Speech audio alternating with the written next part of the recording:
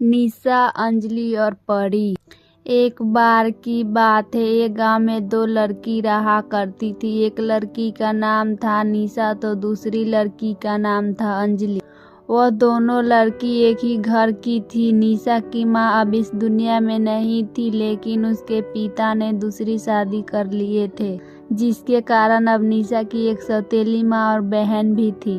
निशा की सौतेली बहन अंजलि ही थी। निशा अंजलि को अपने सगी बहन के जैसे ही मानती थी, लेकिन अंजलि ऐसी नहीं थी। वो निशा को सौतेली बहन के साथ ही अपना दुश्मन भी मानती थी। वही अंजलि की माँ का भावना भी इसी प्रकार का था। निशा सुबह उठने के बाद घर का सारा काम किया करती थी। उसके बाद बिना कुछ खाए वह दिन भर गाय और भैंस चराने गांव से बाहर जंगल की ओर जाया करती थी।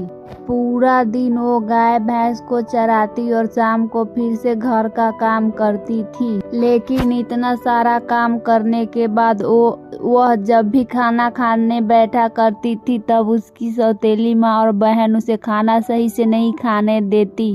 निशा को उसकी सौतेली माँ और बहन का काफी परेशान किया करती थी। इसके साथ ही वो उसे काफी मारा करती थी। एक बार जब निशा का तबीयत बहुत खराब, फिर उसे घर का सारा काम करना पढ़ना था और गाय भैंस को चराना पड़ता है। जब उसकी तबीयत खराब थी और वो गाय भैंस चराने गई थी, तभी उसके एक काफी कमजोर बूढ़ी नजर आई। वह औरत इस लड़की के पास आई। औरत ने धीमी आवाज में कहा, हे लकड़ी, मेरा गला सूखता जा रहा है, क्योंकि तुम्हारे पास पानी है। निशा के पास पानी तो नहीं था, लेकिन निशा ने अपनी भैंस का दूध निकालकर उस बूढ़ी औरत को पीने को दिया। बूढ़ी औरत निशा को इस व्यवहार से बहुत खुश हुई। वह औरत वहां से चली गई। अगले दिन वह औरत फिर से निशा के पास आई और पीने को पानी मांगा तो निशा ने उसे भैंस का दूध दिया। दूध को पीने के बाद वो औरत फिर से वहां से चली गई। ये बहुत दिन तक चलता रहा। एक दिन निशा की सौतेली माँ ने भैंस के दूध पर ध्यान दिया। तब उसे पता चला कि भैंस पहले से ही कम दूध दे रही है। सौतेली माँ ने सोचा कि निशा ही दूध पिया कर रही है, इसलिए उसने निशा को खूब मारा और कहा कि अगर अब भैंस का दूध कम हुआ तो मैं तुम्हारी जान ले लूंगी। आज के बाद तुम गाय भैंस को चराने नहीं जाओगी।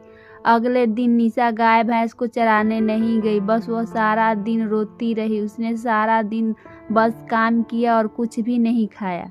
रात के समय जब निशा रो रही थी तभी उसके सामने एक रोशनी देखी। देखते ही देखते वो रोशनी बढ़ती गई। वो उस रोशनी से एक परी बाहर गई। वो परी कहा, निशा तुम डरो मत, मैं एक परी हूँ, मैं तुम्हारी मदद करना चाहती हूँ। तुम मेरी परीक्षा में पास हो गई तो निशा ने कहा, कैसा परीक्षा? इस पर उस परी ने कहा, मैं वही बूढ़ी औरत हूँ जिसे तुम हर रोज दूध पिलाया करती थी। आज मैं तुम्हें वरदान देती हूँ, जब भी तुम हंसोगी और रोगी तो तुम्हारे आँखों और मुंहों से सोने चांदी गिरा करेंगे। यह कहने के बाद वो परी वहां से गायब ही हो गई। लेकिन यह सब सौतेली माँ ने देख लिया था। सौतेली माँ कमरे में आई और निशा को मारा। जब निशा रोने लगी तो उसके मुंह और आँख से सोने चांदी गिरने लगे। यह देखकर सौतेली माँ चौंक गई।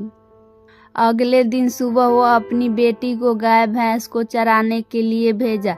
जब अंजलि गाय और भैंस को गांव से बाहर चरा रही थी, तभी उसे बूढ़ी औरत नजर आई। वो बूढ़ी औरत अंजलि के पास आकर पीने को पानी मांगा। अंजलि ने कहा, मेरे पास पानी नहीं है। इस पर बूढ़ी औरत ने कहा, अच्छा बेटी, मुझे गाय या भैंस का दूध दे दो, मैं मर जाऊंगी। यह सुनते ही अंजलि को बहुत गुस्सा आ गया। अंजलि ने बूढ़ी औरत को अपने पास से धुतकारते हुए भगा दिया। जब शाम को अंजलि घर आई तो उसने माँ से सब कुछ बताया। बूढ़ी औरत के साथ अंजलि का व्यवहार सुनने के बाद माँ गुस्सा हो गई। गुस्सा के कारण माँ ने अंजलि को एक तमाचा मारा। जब अंजलि रोने लगी तो उसके आँख से मुंह से सांप, मेढक और बिच्छू निकले। यह नजारा देख दोनों ने पागल से ही गई, लेकिन सौतेली माँ समझ गई कि यह सब उसी परी का काम है। बहुत सी परी बहुत अच्छी होती है और वह इंसान की मदद करती है। परी कमज़ोर और परेशान इंसान की मदद करती है। इसके साथ वह इंसान दूसरी किसी इंसान को परेशान करता है तो उसे सबक भी सिखाती है।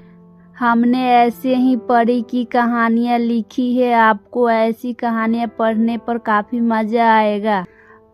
अगर कहानी अच्छी लगे